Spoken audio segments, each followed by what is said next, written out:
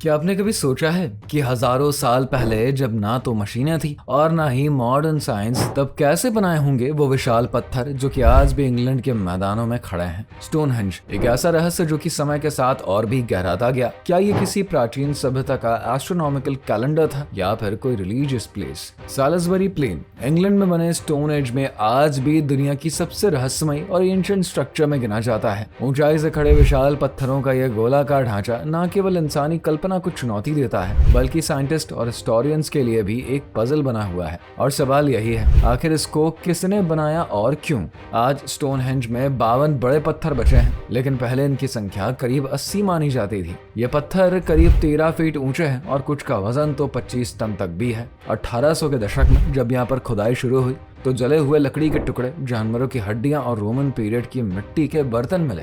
शुरुआत में ये चीजें नॉर्मल लगी, लेकिन साल 1962 में हिस्टोरियन जॉन लिक ने इंसानी राख खोज निकाली। ये राख एक ऐसे समय की थी जब इस जगह में क्रिमेशन की परंपरा थी, यानी कि ब्रॉन्ज एज। इसका मतलब था कि यहाँ पर कोई ऐसी एंशिएंट सिविलाइजेशन रही होगी जो कि शवों का क्रिमेशन करती थी, और शायद किसी ने स्टोनहेंज की नींव रखी। कांस्य युग यानी कि ब्रॉन्ज एज ब्रिटेन में लगभग 2500 से 700 बीसी के बीच माना जाता है। 2400 बीसी के आसपास बेल ब्रेकर नाम की एक सभ्यता यहाँ पर पहुंची थी, जिन्हें कि उनके बेल के आकार के बर्तन के कारण जाना जाता था। इस सभ्यता को कॉपर और टिन को मिलाकर ब्रॉन्ज बनाने की तकनीक आती थी। जब खुदाई में ब्रॉन्ज के औजार मिले तो यह लगभग साफ हो गया कि स्टोनहेंज का कंस्ट्रक्शन इन्हीं लोगों ने शुरू किया था।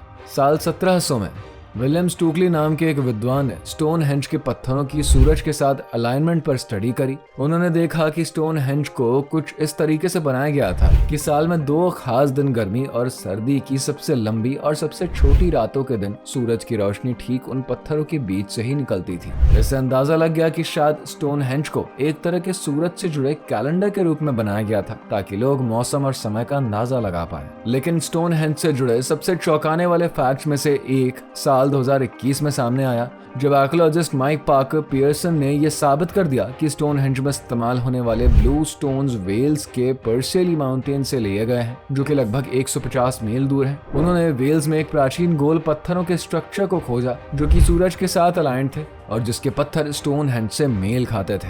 वहां से एक टूटा हुआ पत्थर मिला जो कि स्टोनहेंज के एक ब्लू स्टोन से पूरी तरीके से फिट बैठता है। इससे पता चलता है कि ये लोग अपने पुराने पवित्र पत्थरों को उखाड़ कर स्टोनहेंज तक लाए थे। और ये भी कहता है कि अब तक यहाँ पर करीब 240 शवों की कब्रें खोजी जा चुकी हैं। असल में स्टोनहेंज केवल पत्थरों का स्ट्रक्चर नहीं है, बल्कि ये मानव सभ्यता की एक ऐसी कोशिश है जिसमें आस्था, विज्ञान, एस्ट्रोनॉमी और समाज एक साथ आए। यही रीजन है कि ये जगह आज भी टूरिस्ट को अट्रैक्ट करती है। इस बारे में आपका क्या विचार है? नीचे कमेंट करके जरूर बताइए। अगर आप हमारे चैनल पर नए आए हैं तो हमारे channel explore with Puneet Kumar को सब्सक्राइब करना बिल्कुल ना भूलें।